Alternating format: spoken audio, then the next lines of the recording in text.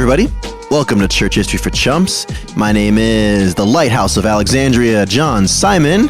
We've got Thomas, the Great Wall of China Duell, and Machu Picchu, it's Taylor Treadway. Why aren't you the only one that gets like a Christian one? I don't make the rules, man. You literally do. Machu Picchu's Christian. Where's that? And it's in South America. There's way more Christians in South America than in Egypt. Yeah. I'm a modern man, aren't you? No. I'm pretty sure I just saw a video last week of them doing some old they reenacted a Mayan human sacrifice at Machu Picchu a couple weeks ago. So. Dude, it was probably a bunch of guys from Austin doing it. They weren't even Peruvians, I bet. Or actually, is Machu Picchu in Peru? I don't want to sound dumb. That was good. Yeah, I bet you it wasn't even the native Peruvians. They're probably just some dudes from Quebec. Speaking of Peru, just last night, I was my late night Google Maps fixation was looking at how massive the Amazon rainforest is. Have you guys ever looked at this? No, I have real hobbies. It's enormous. Okay, Lego play sets. Wow, dude, you're gonna out your boy. First off, they're collectibles. Second off, Rivendell You're gonna insult a man who knows how to build a play set by himself, and disrespect his hobbies. I'm just saying, man. Something about. Tommy's houses. not out building play sets. He's watching TikTok and apparently chilling on Google Maps every night. You've never been on Google Maps and just explored the world, bro. I get that fixation. I kind of love it. My favorite thing is to go to ghost towns in Arizona. Oh yeah. So there's a website you guys should check out. It's kind of fun actually. It's called Ethnoguesser. Mm-hmm. Where it shows you basically an AI composite of a face, and you have to guess where in the world that person is from. It's actually really fun. It tells you how far away. It's like GeoGuessr, if you've ever seen the GeoGuessr. It's Ethnoguesser? GeoGuessr, but a little. It shows you someone's face, and you have to guess where in the world they're from. I'm kind of uncomfortable with that for some reason. I think it's fun, but I also could see how people are just China, China, China. That's you just wrote a South Park episode, I think. China. All right, before we kick off, I've got a joke for us. Okay. I'll just do one for now, and then on our next episode, I'll read a couple other ones. But I wanted some good denominational jokes, and I don't know if you guys have heard this one before, but I think this is a joke. Have you guys ever heard of a comedian named Emo Phillips? Oh yeah. This is an Emo Phillips joke. All right. Okay. All right. So once I saw this guy on a bridge, and he was about to jump. And I said, "Don't do it." And he said, "Nobody loves me." I said, "God loves you. Do you believe in God?" He said, "Yes." I said, Are you a Christian or a Jew?" He said, "I'm a Christian." I said, "Me too. Are you a Protestant or a Catholic?" He said, "I'm a Protestant." I said, "Me too. What denomination?" He said, "Baptist." I said, "Me too. Northern Baptist or Southern Baptist?" He said, "Northern Baptist." I said, "Me too. Northern Conservative Baptist or Northern Liberal Baptist?" He said, "Northern Conservative Baptist." I said, "Me too. Northern Conservative Baptist Great Lakes region or Northern Conservative Baptist Eastern region?" He said, "Northern Conservative Baptist Great Lakes region." "Me too. Is it the Great Lakes Region Council of 1879 or the Northern Conservative Baptist Great Lakes Region Council of 1912? And he said, Northern Conservative Baptist Great Lakes Region Council of 1912. And I said, "Die, heretic," and I pushed him over. All right, everybody, thanks for tuning in. This has been Church History for Chumps. I have not heard that one. That's a good one. That is a good one. Yeah, I Man, Dude, yeah, that's so- a classic. You could do that with so many denominations. The to be thing fair. is, though, is Baptists are notorious for this. Like, hmm there are so many creeds and confessions just in America because, like, they'll disagree on one tiny thing and then split their church and take, 15 people with them. We're going to go over here and start our own confession. I've heard you can also make the punchline of that joke.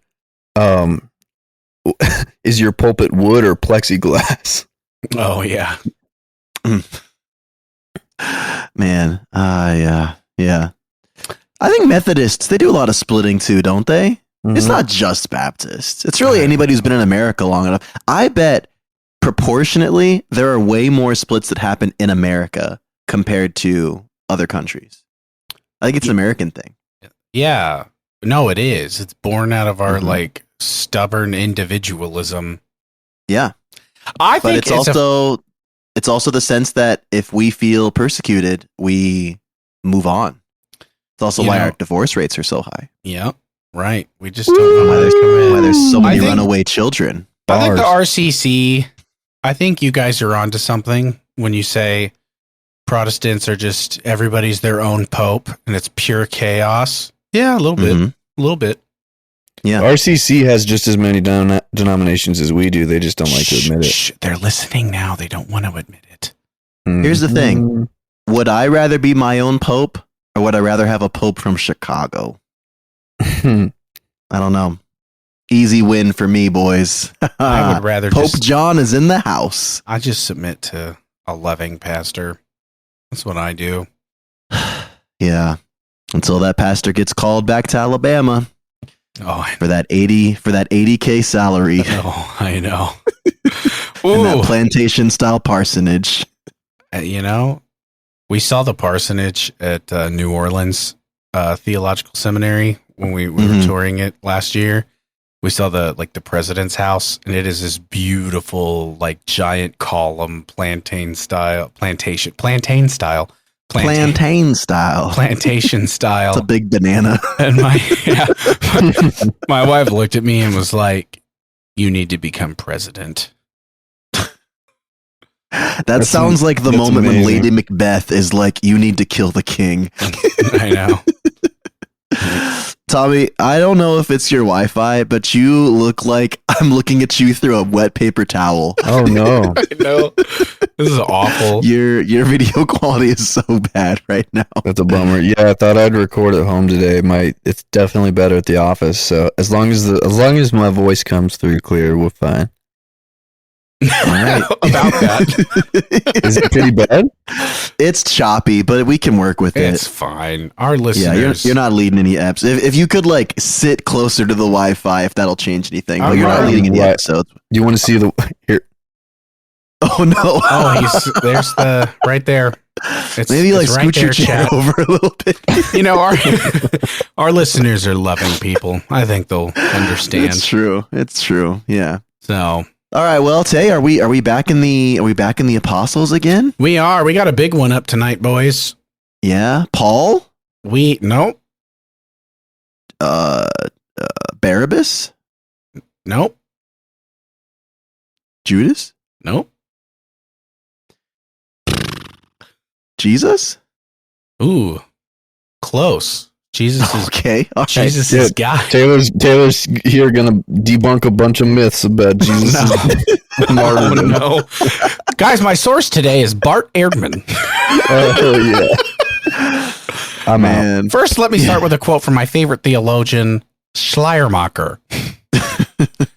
No, tonight. Are we back on Pete? Are we on Pete? We're on Peter Big Parker? Pete. We're on Big Big Pete. Peter Chicken right. Dinner, as they called him.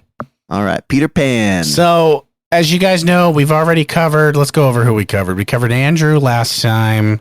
Yep. We covered Matthew and Simon the Zealot. Right. And then we covered James on James on James. Mm-hmm. And we included James the brother. Not quite apostolic, Right. but above the rest. Close. Right.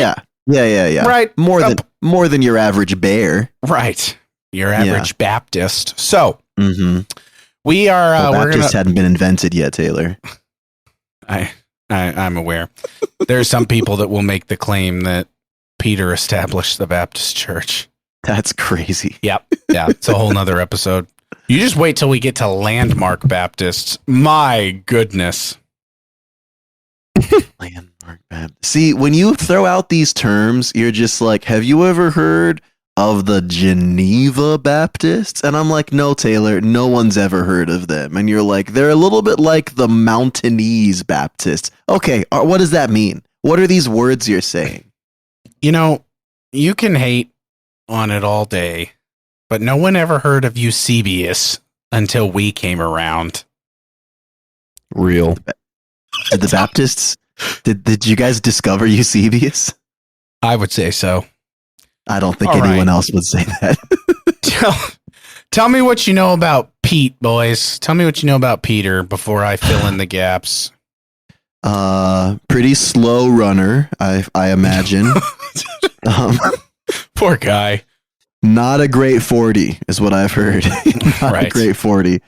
Yeah, probably one of the top 3 disciple.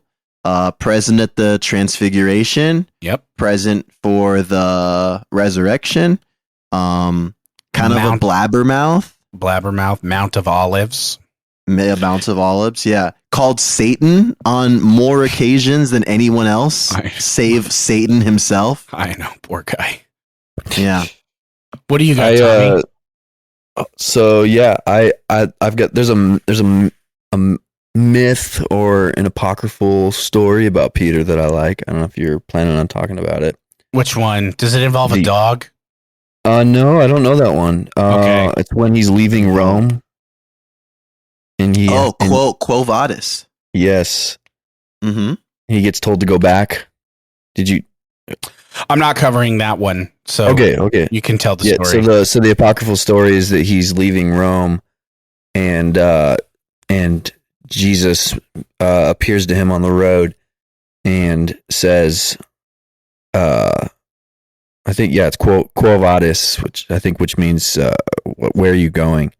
Mm-hmm. And tells him he needs to go back to Rome, and so he does, and that's when he was martyred.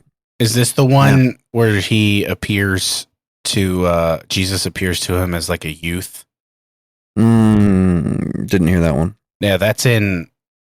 So that's what you're referencing is from Acts of Peter, and Really? yeah. So we're going to talk about that source tonight. Right. But yes, good. He had an early confession that Jesus was the Christ. He got a new nickname, The Rock. Can he smell what's cooking? Dwayne The Rock Peter. So he has a lot going on.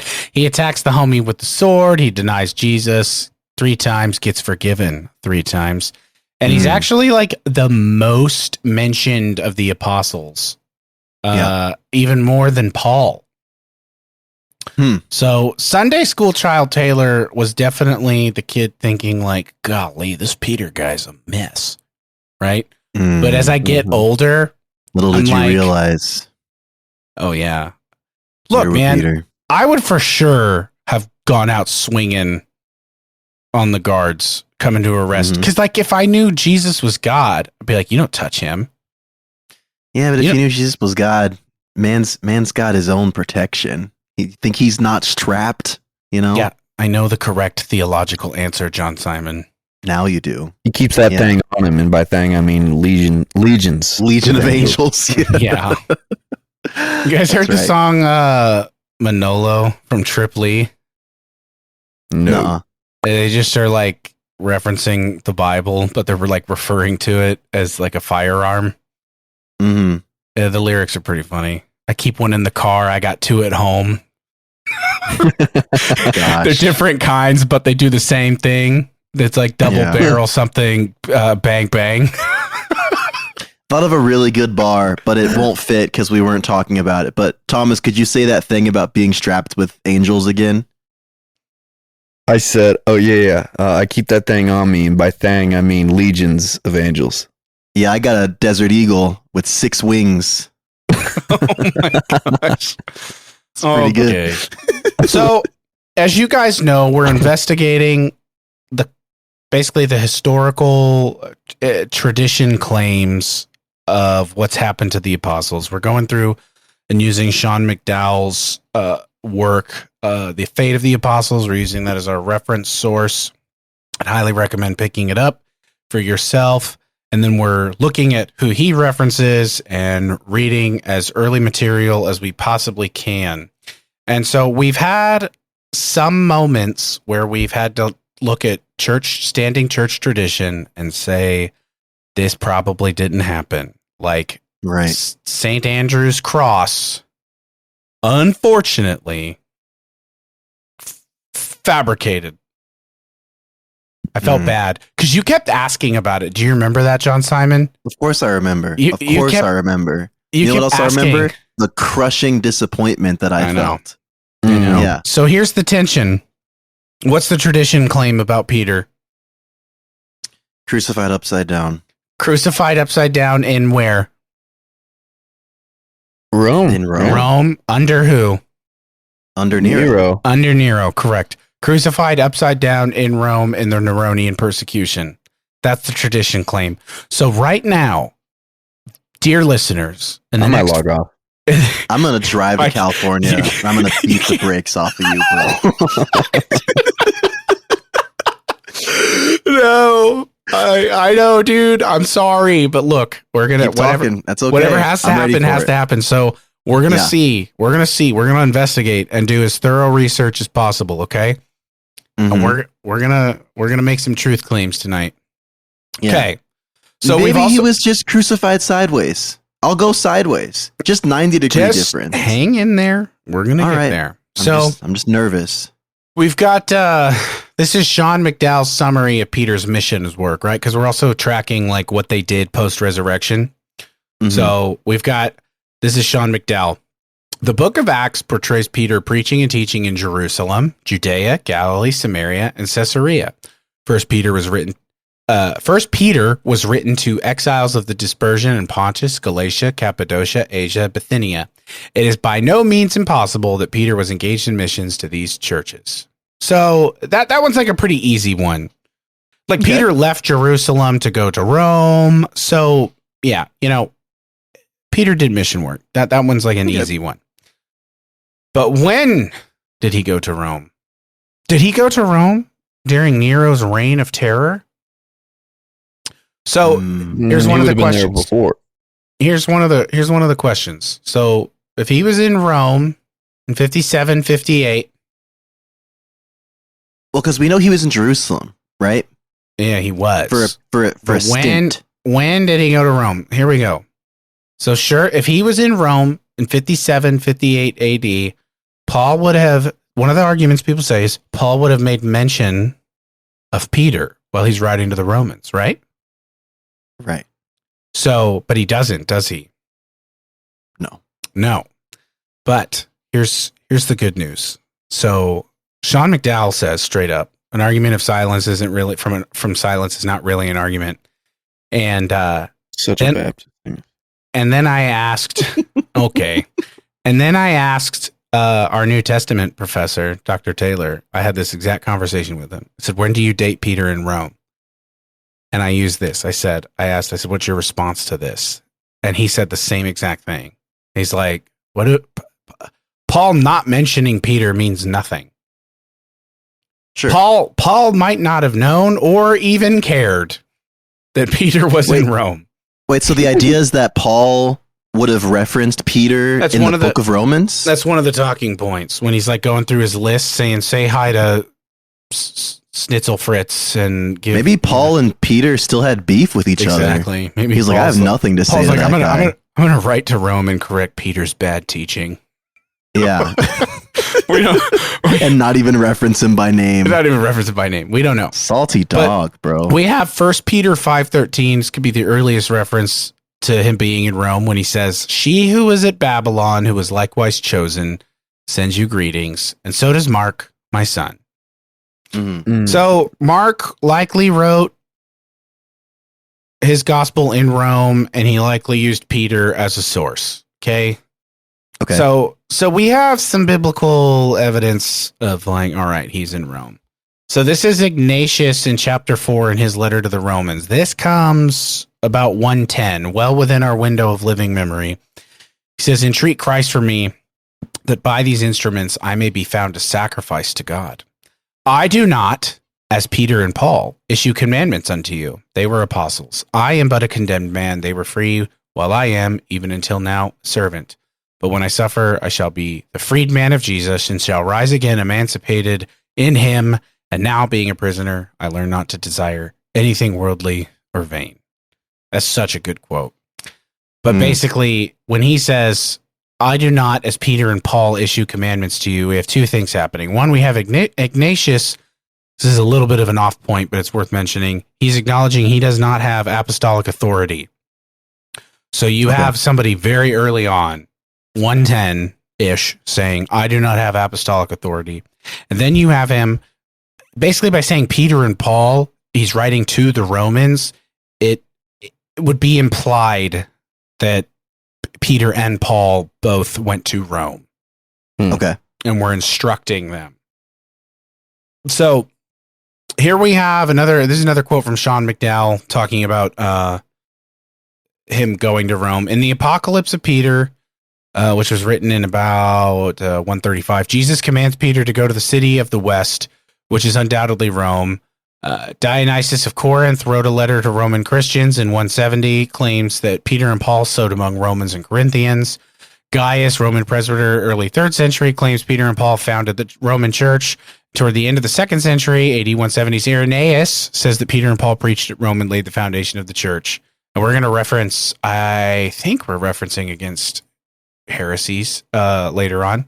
There's a lot of sources we're getting into. And then finally, McDowell says, the Acts of Peter, which is what you were referencing, Tommy, 180 to 190, explicitly mentions that Peter went to Rome to challenge Simon Magus. And we're going to read that story later. So you guys just hang tight, because that story is really fun. In some early Christian tradition, unanimously puts Peter towards the end of his life in Rome. All right. Okay. All right. Feels good. One down, right? One down. You're not coming. You're not getting in the car. You don't even have your shoes on. You don't even have your shoes on. Not even. Yeah, right. But I got my phone in my hand. Oof, and I'm ready to hit. I'm ready to charged? call some people. Oh, it's charged. Oh, man. Okay. Yeah. So now we need to get calling Uber for shooters, bro. Oh, come on. He's got hands for McDowell and Biola on the way too. I know. That's right. Yeah. This is a multi-trip car ride. Okay. Yeah. Uber ad stop. So now let's address the martyrdom. Okay. So Richard Bauckham, you guys know who that is? Yeah. Love him. Yeah, good. Okay. Well, for those who don't, he's out of Cambridge. He's famous for a lot, but I think his most famous work is Jesus and the Eyewitnesses. And I love his book, The Theology of the Book of Revelation. Yeah, dude. Bauckham is like one of the biggest heavy hitters right now. If you read any like New Testament book, I feel like Bauckham is quoted for sure. Like no questions asked, and he's quoted a lot. So he's a well-respected guy. He says in Rise and Decline of the Roman World that Peter was most likely killed in Rome during Neronian persecution and was crucified. All right, John Simon, you got one in your corner. You're missing a word there. What's the word we're missing? Upside down. Upside down. Not yet. Yeah. We'll find out. Crucified ... No, it's just period. Crucified period. So we'll find out. So then there's some secular heavy hitters that they contest this claim. It's so annoying. I'm not going to rail on liberals, but F. Lapham wrote Peter, the Myth, the Man, and the Writings. He's kind of like, there's not even evidence that he was martyred, blah, blah, blah. So if you're curious to read what the other side is saying, dear listener, that's the book, Peter, the Myth, the Man, and the Writings. That's from T&T Clark, 2004. So there you go. Now let's, friends, turn to the Gospel of John, verse 21. No. Let me say it again. Nope. chapter 21, 17 Okay. to 19, read Right. from the English Standard Version. So Peter was grieved because he said to him the third time, "Do you love me?" And he said to him, "Lord, you know everything. You know that I love you." And Jesus said to him, "Feed my sheep. Truly, truly, I say to you, when you were young, you used to dress yourself and walk wherever you wanted. But here we go, listeners. But when you were old, you will stretch out your hands, and another will dress you and carry you where you do not want to go." This he said to show by what kind of death he was to glorify God. That's a parenthetical from John. And after saying this, he said to him, "Follow me." Can I read a quick section from the Amplified Version? Sure. I'm seeing it right here. Yeah. And you will be crucified upside down. That's all it says. I don't believe you. I don't think I've ever read the Amplified Version. It's really it's a lot. It's just a lot. It's too much. It has no flow. I don't like it. The Passion Version. So I was hoping you were going to bring up this passage because I'm really curious about how you interpret it. Hit us. No. I think he wants you to hit him. Yeah. I thought you were going to say John 14. Oh, yeah. No, we're going to get into it. Okay, so here's the fun one. Bart Ehrman actually agrees that this passage predicts the death of Peter. Ooh. So, and Peter, Paul, and Mary Magdalene. Okay. He agrees. So one of the dissension voices, our dissenters, this is Timothy Barnes, says that this passage is talking about the Roman burning method, where they would clothe people in like an inflammable garment, splay them out, like we saw this actually. And if our listeners looked up from the episode Tommy did, the painting, The Christian Martyr's Last Prayer from Jean-Léon Gérôme, 1883, you see that the Human Torch execution method displayed.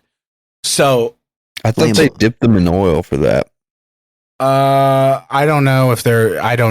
I didn't read anything about that Probably now. oil and then the clothes and then you're lit on fire. But they would put an inflammable like garment on you and then they would light you on fire. And so Barnes thinks that's what Jesus is referencing. Which McDowell even gives him credit and says this is a strong argument. Okay. So, yeah. Okay. So let's see if this is 1 Clement 5, which, if you remember, is written at the end of the 1st century. But not to dwell upon ancient examples, let us come to the most recent spiritual heroes. Let us take the noble examples furnished in our own generation. Through envy and jealousy, the greatest and most righteous pillars of the church have been persecuted and put to death. Let us set before our eyes the illustrious apostles. Peter, through unrighteous envy, endured not 1 or 2, but numerous labors. And when he had at length suffered martyrdom, departed to the place of glory due to him. So that right there is a super strong source. Because you have, that is like well within the window of living memory, right? Seems like that would fit with Nero's MO too. Yes. But here's a interesting little tidbit in the translation world. So the word he uses is martyreo, which we're like, oh yeah, martyrdom. Well, originally that word is essentially to mean bear witness. But it doesn't catch on. Doesn't necessarily mean death. Right. And it's not used. The earliest time it's used to refer to martyrdom is Polycarp 50 years later. Okay. But even though it's 50 years, combining this with the definitive use of it later on, I don't know. I'm inclined to accept the translation that I got that said suffered martyrdom rather than, and when he had bore witness, departed to the place of glory due to him. I think it's fair to say suffered martyrdom. Because, yeah. So we have this is one of our more interesting sources. So we have the Apocalypse of Peter, which was mid-2nd century. This references his death, but it's not canon. But here's the thing about the Apocalypse of Peter. So it's in the Muratorian canon, which is the earliest list of canon we have, but it's there with some hesitation. And then this is a translation from, if I mispronounce his last name, I'm so sorry, but this is Buchholz.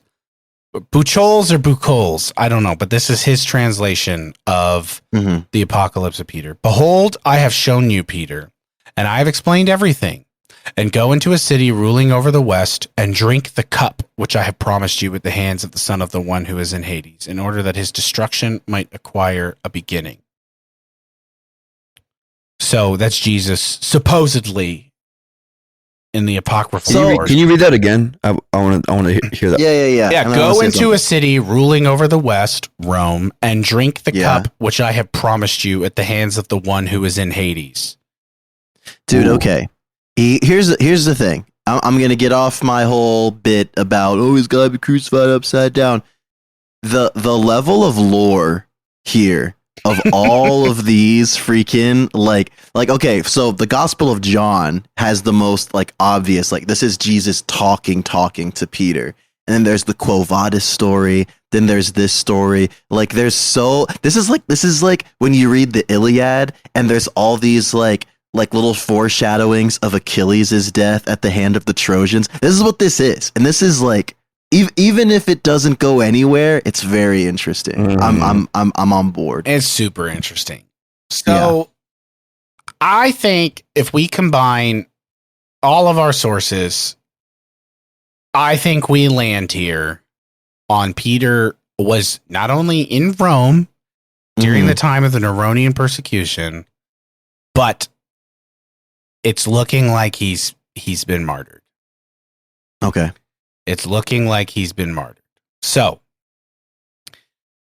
a few episodes back, Tommy mentioned the bones, Peter's bones. Because do we know what they did around Peter's bones? You remember, Tommy? They built the basilica on top of them. That's right. So Titus Kennedy says in Essential Archaeological Guide to Biblical Lands, he says this: in the 4th century, Constantine had the church built to commemorate the martyrdom of Peter at the location of the, quote, trophy or tomb that Gaius mentioned in the 2nd century, according to Eusebius. When the area of the cemetery was excavated, archaeological material such as coins and inscriptions indicate its use as early as the 2nd century and 1st centuries, confirming the antiquity of the site in which, quote, the tomb of Peter was located. Later, bones were also discovered at the site, which after undergoing analysis were determined to be those of a man between 60 and 70 years of age. Oh. So I got the sense when I was reading about the basilica being built that the reason why they were in the location they were is because it was basically just like off the side of the road outside of the Circus Maximus, basically, or I can't remember if it was the Maximus or the Circus of Nero. In any case, it was almost like where they just like dumped, like, you know, the bodies or buried the people who had been capitally executed. I didn't read that exactly, but I almost kind of got that sense, like, you know, the people, you know, would have died here, and then they would have been buried across the street, essentially. So, did you read something like? I'm assuming the Christians before that must have been trying to, in some way, enshrine his bones, or, you know, entomb his bones. So let's read the rest of this quote from Kennedy. So he says this: additionally, the bones of the feet below the ankle were missing, suggesting the possibility that the man had been cut down from a cross after being crucified upside down, just as the ancient accounts recorded of Peter's death. While not definitive, the skeletal remains at least allow the possibility that Peter was buried there. Finally, an inscription, Petros, from around the late 2nd century or early 3rd century was discovered on the wall near the tomb. Therefore, The tomb monument itself seems to have been made in the 2nd century in a cemetery that had been used as early as the 1st century, then continuously visited and revered until the 4th century when Constantine built the church to protect the tomb and commemorate the martyrdom of Peter. Mm. So we're circling the drain, boys. Okay. We're moving in the right direction here. Okay. But now So I don't want to cut you off. No, go ahead. Go ahead. Where does the story of his upside down crucifixion come from? Like where does that? Yeah, because it mentioned ancient sources.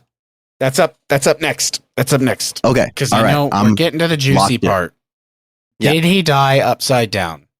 So here we go. The Acts of Peter, which is an apocryphal source, dated no later than end of 2nd century, which we've already referenced. And the section that I'm about to read is preserved in many different places. So there's like a couple lines of translation and preservation that we have of this. I don't even think we have the full document, but this is from the one that was translated and preserved the most. It says, "But it is time for you, Peter, to surrender your body to those who are taking it. Take it then, and whose duty it is. I request you, therefore, executioners, to crucify me head downwards in this way and no other." Okay, but there's the initial kickback that the Romans weren't really in the business of honoring their request That was of kind of those that they were about. I've always wondered about that. Yes. And then, so that's the main source for this. Interesting. End of 2nd century is the earliest we have from an already questionable source. So, but you're like, okay, well, it makes it questionable. I'll read another story from that source in just a second. So we have Eusebius in Ecclesiasticus 3 quoting Origen's commentary on Genesis. We talked about this a few episodes ago. But so here, Origen's commentary on Genesis is lost, but some of it was preserved in Eusebius writing in Ecclesiastical Histories 3. So here's Eusebius quoting Origen. Peter appears to have preached in Pontus, Galatia, Bithynia, Cappadocia, and Asia to the Jews in the dispersion, and at last, having come to Rome, he was crucified head downwards, for he had requested that he might suffer in this way. What do we need to say concerning Paul, who preached the gospel of Christ from Jerusalem to, wow, how do you pronounce this one? Illyricum? Come on, Tommy. Sounds about right. Illyricum? I'd have to see it. And afterwards suffered martyrdom in Rome under Nero. These facts are related by Origen in the 3rd volume of his commentary on Genesis. So you have Eusebius saying Origen wrote, but Origen's kind of outside the window of living memory. And so is this other source, the Acts of Peter, is outside the window of living memory. But don't worry, I have another source, except it's Tertullian, who's also outside the living memory. That's right. So this is Prescriptions Against Heretics, early 3rd century. How happy is its church on which apostles poured forth all their doctrine along with their blood, where Peter endures a passion like his Lord's, where Paul wins his ground in a death like John's, where the apostle John was first plunged unhurt into boiling oil and then remitted to his island exile. Correct. Correct. Factual. So, look, it all comes from this one source that's apocryphal and kind of crazy.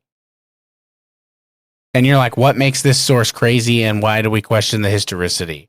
So, like, first off, this guy who wrote the Acts of Peter was not very familiar with Rome. They think it was written somewhere in Asia.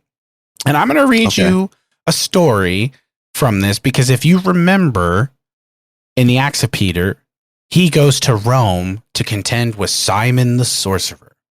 Right. And so if you read the narrative, it's like crazy. There's problems with the boat and people are getting saved on his journey all the way there. He leaves carrying nothing, right? He heads straight to Rome when he hears of this. And he doesn't bring anything. And this is chapter 9 of the Acts of Peter. As Peter spake thus with great sorrow of mind, many were added unto them that believed in the Lord. But the brethren besought Peter to join battle with Simon, and not suffer him any longer to vex the people. And without delay Peter went quickly out of the synagogue, and went unto the house of Marcellus, where Simon lodged, and much people followed him. And when he came to the door, he called the porter and said to him, Go, say unto Simon, Peter, because of whom thou fleddest out of Judea, waiteth for thee at the door. This is like pretty good writing, though. Like, there's a scene set here, right? The porter answered. I'm locked in. I'm interested. I know. Yeah. The porter answered and said to Peter, Sir, whether thou be Peter, I know not, but I have a command. For he had knowledge that yesterday thou didst enter into the city and said unto me, whether it be by day or by night, at whatsoever hour he cometh, say that I am not within. And Peter said to the young man, Thou hast well said in reporting that which he compelled thee to say. That's such a funny. Just like Shakespeare. Well, dude, it's such a funny line. It's like, oh my gosh. Peter's like telling the door boy, like, go get him. I know he's here. And he's like, well, Peter, he told me this is what he said. He said that no matter what time he comes, I'm supposed to tell you he's not here. And then record. And then Peter's like, I did not pay you to say that. That's not what I told you to say. Peter's like, gosh, good job telling me, bud. Yeah. Now go get him. The dude's in the back like Bilbo Baggins. I'm not at home. Yes, right. I'm not at home. And Peter turned unto the people that followed him and said, Ye shall now see a great and marvelous wonder. And Peter, seeing a great dog bound with a strong chain, went to him and loosed him. Cerberus. And when he was loosed, the dog received a man's voice and said unto Peter, What dost thou bid me to do, thou servant of the unspeakable and living God? Peter said unto him, the dog, mind you, Go in and say unto Simon in the midst of his company, Peter saith unto thee, Come forth abroad, for thy sake am I come to Rome, thou wicked one and deceiver of simple souls. And immediately the dog ran and entered in, and rushed into the midst of them that were there with Simon, and lifted up his forefeet, and in a loud voice said, Thou, Simon Peter, the servant of Christ, who standeth at the door, saith unto thee, Come forth abroad, for thy sake I am come to Rome, thou most wicked one and deceiver of simple souls. And when Simon heard it, he beheld the incredible sight. He lost the words wherewith he was deceiving them that stood by, and all of them were amazed. I'm in. Yeah, this is some Shaggy Dog stuff, man. This is weird. Why This is your same source. Why did the dog need to be unchained before he could talk? Also, why did the dog went in and stood up? Why did he stand like a person? That's so strange. Lifted up his forefeet and in a loud voice. This is your same source that says Peter was crucified upside down, people. This is all. I don't see what the problem is. And for that reason, I'm out. I think I won John Simon over with this. Actually, there's no hit squad coming. Yeah, you might be safe, bro. I've called off the dogs. Well, hopefully they're not talking. Look, man, I know I'm like Debbie Downer Tay right now with this series. Like, your beloved legends, but we have had some good ones. Like, it was reliable that James the Just got thrown off the temple. Right. That's call you Taylor Bart Treadway from now on. Don't. Taylor Bartway. Don't you dare. Yes. Oh man. I'm not. I'm pooping in the Cheerios, guys. But look. Ew, what kind of Baptist saying is that? That's gross, dude. So look. That's pooping in the casserole you're thinking of, John. Oh my gosh. Why is everyone pooping in food? This is nasty. Martin Luther loves these jokes. He probably does. So look, highest probability, because this is Sean McDowell, he won't say for certain, right? But this is like an epic academic way of saying, like, for sure happened. He was martyred. Yeah. He was martyred. Kind of likely crucified. Definitely likely in Rome, and Sean McDowell says kind of likely during Nero.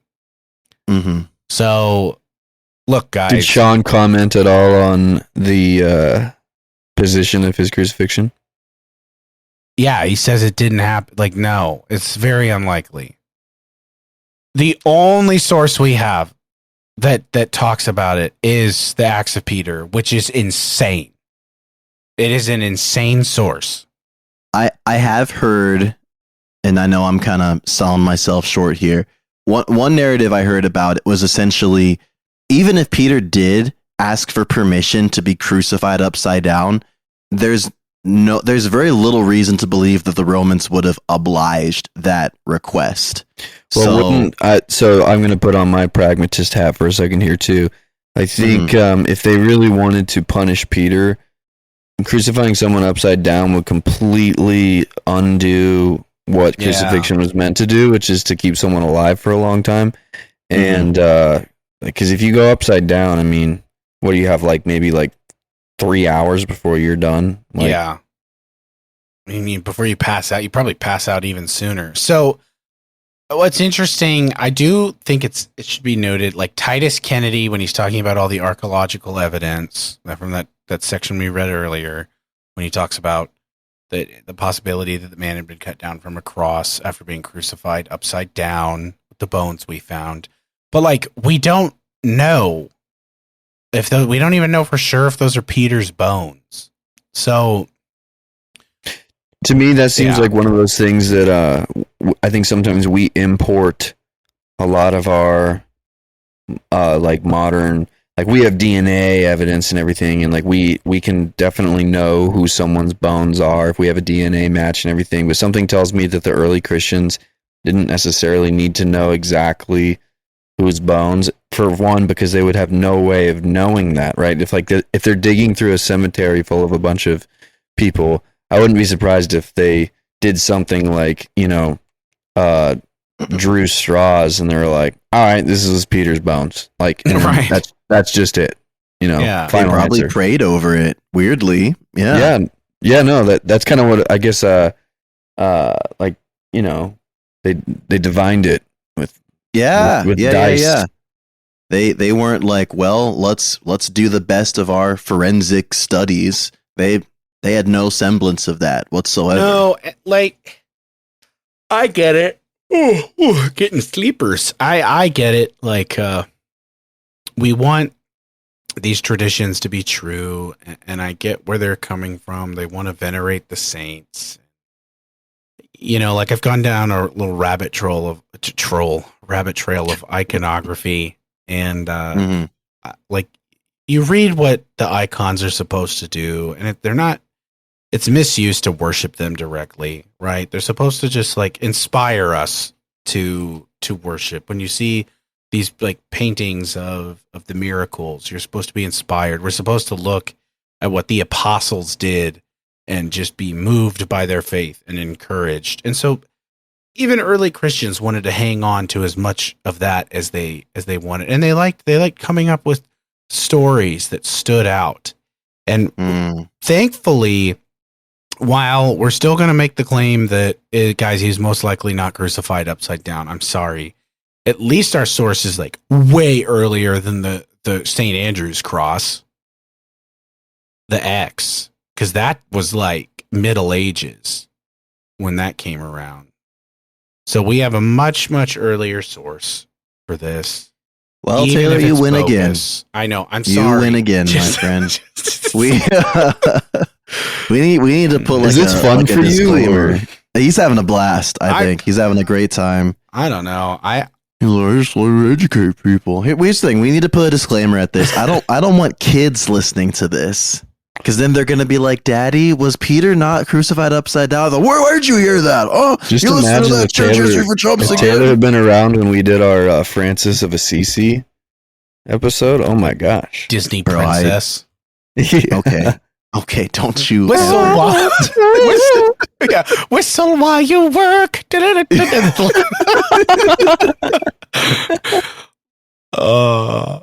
sorry, don't you ever disrespect St. Francis listeners, like that. if you want something wild to read, just look up Acts of Peter. Because I only read you chapter 9. There's a whole bunch more. Yeah, honestly, I really enjoyed that story. I want to go read more. It's John, it was cool. You gotta admit, John like that did was not like it. it was really cool. Dog story. I didn't like the dog. You're not story. talking about the Reggie? Iliad? That's actually the origin of Scooby Doo. You guys don't know that. That was the origin's name. Was the dog's name was Scoobius Dobius. Right. Mm-hmm. So Scoobus Doobus. Scoobus Doobus. isn't it? It's fascinating how these traditions just quickly arose and spread like wildfire. People loved these stories, and like I said earlier, I don't blame them. Yeah. I mean, there's a part of me that feels a little bit like, and I know this isn't the same, they're not one-to-one, but it does make me think like, well, dang, dude, like, if the church hung its hat on so many claims that had such bad historicity, then, what does that mean about the core crucial documents? Which I don't believe. I don't think that has the same kind of carryover. But I guess it's a post-Enlightenment thing to care a ton about the historical side of things. Well, you're exactly right, but then even in that, like if you follow that to its logical conclusion, then it just increases the significance of the Gospels historically. True. Yeah. Yeah, I mean, and that's where we're at post Enlightenment. So you got to remember, like you sound like Kierkegaard right now. Basically, you're like, I don't care what's true. I care what's happening in a man's soul, right? And like, it's a fair point. It's a fair point. But as in a post Enlightenment world where everyone is so skeptical of everything, right? The fact that Christians are willing to come to the table and say, "All right, let's talk about historicity." But here's the interesting thing is that, like, okay, I would love to actually talk to like a seminary trained Catholic dude or like a priest or somebody about this, because I wonder if they wouldn't say, well, in our minds, tradition is authoritative, because we can say, oh, well, history says it's unlikely. And they're like, yeah, that doesn't mean it didn't happen though, because, oh, he was crucified. He was in Rome. It was under Nero. And there's not a lot of sources that say that he was crucified upside down, but there's none that say he wasn't crucified upside down. And maybe that's what a Catholic would say. And they'd be like, yeah, for us, tradition is an incredible historical source. I don't want to put words in any Catholic's mouth, but sure. And I'm not saying that to be critical. I'm saying that like honestly with a little bit of admiration, maybe. I don't know. In the academic world, this is going to sound arrogant. I don't mean it. You got to remember, I'm pulling from Sean McDowell, but like in the academic world, everybody's landing on this as far as the upside down. Mm-hmm. I think when Roman, to be fair to our Roman Catholic listeners, I think when Roman Catholics speak of the authority of tradition, they don't necessarily mean like some crazy guy writing a fan fiction about Peter. Yeah, just because somebody in history who was Catholic said something, or even a collection of them said something, I think oftentimes they're speaking more to the teaching of the church being passed down over time, and not necessarily like folklore. But they right. But wouldn't the upside down crucifixion of Peter, hasn't that been passed down in their lineage, or is that just something some dude said in an early issue of the Catholic comic book? I don't think, but I still don't think that's passing the bar for what they would consider to be like sacred tradition. Sure. Which I think is usually like something that's been formally passed down like through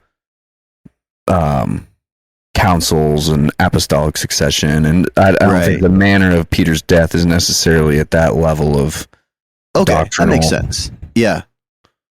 No, I get that. That makes sense. Yeah, because I just wonder. I don't know.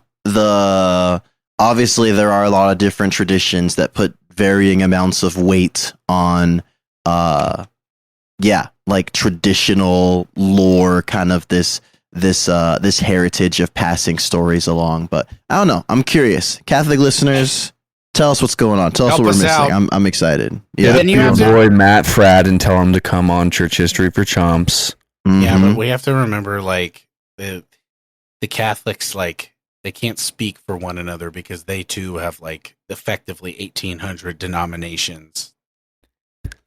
Heyo, dinger, dinger. So if you're Catholic and you help explain to us, you just have to tell us what kind of Catholic you are. Exactly. Tell us who your favorite Catholic influencer is. No Jesuits, please. I'll take Jesuits. I'll take them. Dude, one time, I'll take Dominicans. my Renaissance fair outfit, me and Brandy are that couple. My Renaissance fair outfit is like red. Hobbies, Thomas. You hear that? Hobbies. That's Yep, right. Yep. Red He's a monk fair- robes. He likes going as a fairy to the Renaissance. No, Festival. I dress as a Jesuit. And one time Like I said, no. I passed a fairies. Nice. I passed this guy dressed as a Puritan, and he like interrupted his sermon and looked at me and went, "Ew, a Jesuit." Dude, that's amazing. That's awesome. I also love that there's some guy going to the Ren Fair as a Puritan. That's hilarious. Yeah. Man, what are you doing here, bro? This is historically inaccurate. Yep. The Ren Fair has evolved, okay? Mm. Much like Okay. our understanding of church history. And with that, we got another episode to do, boys. Let's wrap this one up, huh? All right. Yeah. All right, Round friends. 2. Thanks for listening. We'll talk to you later. We God love you. bless you. Bye-bye.